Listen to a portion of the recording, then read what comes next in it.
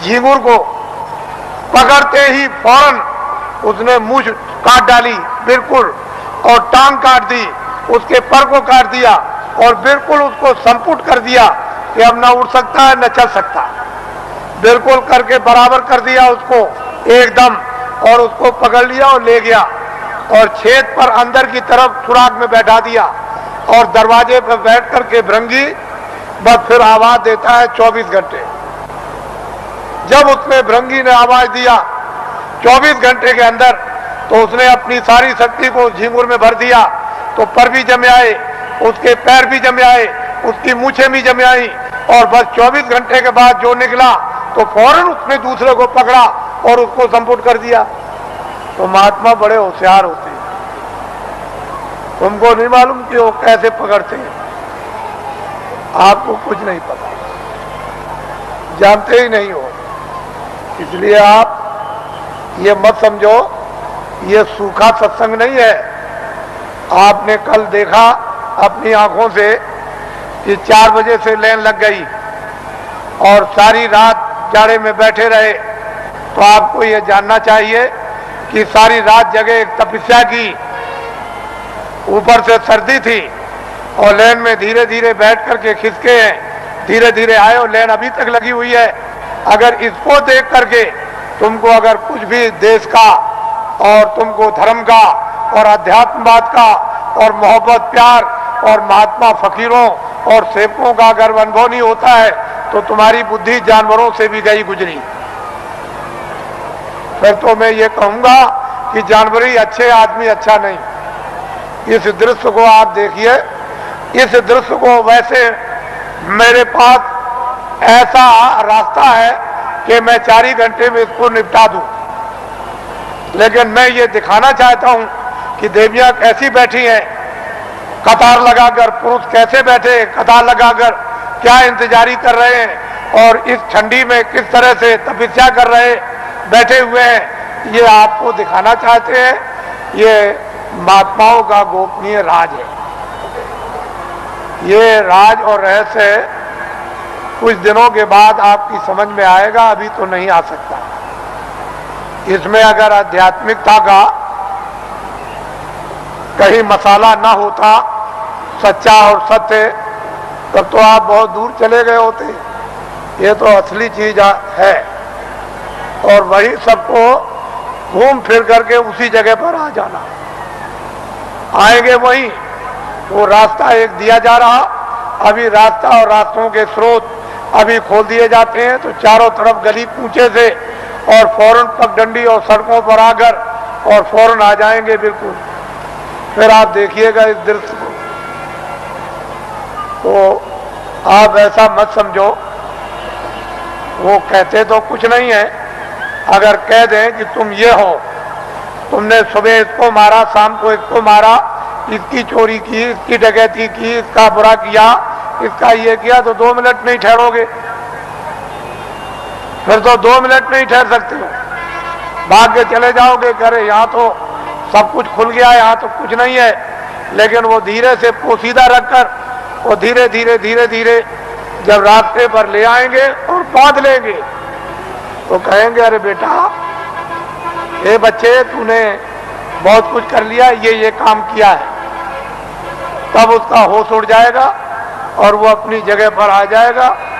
वो आदेश उसको मिलेगा, उसका पालन करेगा, उसका नाम है भक्ति।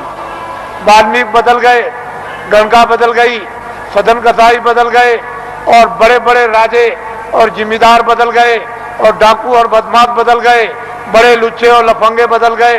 महात्माओं के पास पहुंच करके बदल जाते और बड़े बड़े सिद्ध हो गए और बड़े ज्ञानी हो गए और त्रिकालदर्शी हो गए, और जो इतिहास बना दिया उसको अभी तक कोई काट नहीं सका।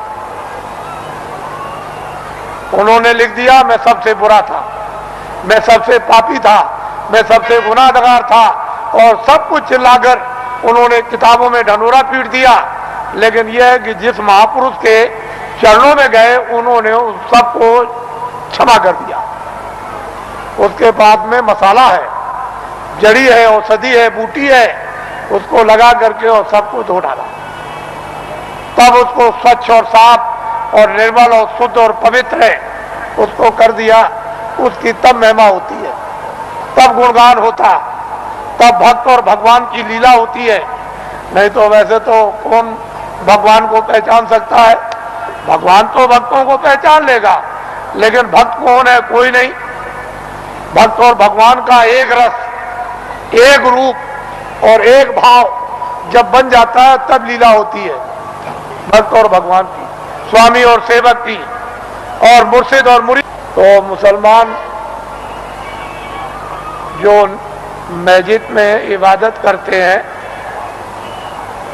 उनके इबादत करने का तौर तरीका सही नहीं है, गलत है। इसलिए मुसलमानों की इबादत खुदा कबूल नहीं कर रहा। क्यों नहीं कर रहा? कि उन्होंने अपने दिल और दिमाग को पाक साफ नहीं रखा, और गंदगी से मालिक इबादत को कबूल कभी कर नहीं सकता। इसलिए उनकी इबादत कबूल नहीं होती और वक्त उनका जाया हो रहा। और ये जिस्म जो आपको थोड़े वक्त के लिए दिया गया, वक्त पूरा होते ही जैसे ही पूरा हुआ, लेकिन उन्होंने कहा जिस्म हमने इबादत के लिए ही दिया है कि इबादत से तुम अपनी रूह को जगा लो और नजात में पहुंचा दो मौत के पहले। लेकिन आपने इसको समझा नहीं, वक्त पूरा हुआ और रूह को जिस्म से निकाल दिया। जिस तरह से हिंदू की जीवात्मा निकाली जाएगी, उसी तरह से मुसलमान की रूह निकाली जाएगी, और फैसला दोनों का एक ही तख्त पर होता है, अलग अलग नहीं। वहां न कोई हिंदू है न वहां कोई मुसलमान, वहां तो जो भी तुमने अच्छे और बुरे जो काम किए वो वहां पर हैं और उसी का इंसाफ हो जाएगा। वहां किसी शहादत और गवाही की जरूरत नहीं। ये सब कुछ है, महात्माओं को, महान आत्माओं को ये सब दिखाई देता है। इससे मालूम होता है कि वो कौन है हिसाब करने वाला और किस तरह से हिसाब करता है, और किन लोगों को फिर मनुष्य शरीर नहीं मिलता और कब तक नहीं मिलता है, ये महापुरुषों को सब मालूम। अब आप लोगों से हमारी ये विनय और प्रार्थना है कि अब आप लोग अपना उम्र का जो थोड़ा बहुत बचा हुआ हिस्सा है, कुछ तो आप खेती, दुकान, दफ्तर में लगा दो, कुछ बच्चों की सेवा में लगा दो, कुछ मान सम्मान में लगा दो, कुछ सोने में। थोड़ा सा समय बचाओ इसी मनुष्य मंदिर में, जिस्मानी मस्जिद में, तो सच्चे खुदा की रूह से इबादत हो जाए और सच्चे भगवान का जीवात्मा से भजन हो जाए। तो ये जीवात्मा उस नूर को, यानी वो रूह नूर को वो पाले, यानी जीवात्मा उस प्रकाश को प्राप्त कर ले जो इसकी जान है, जिसके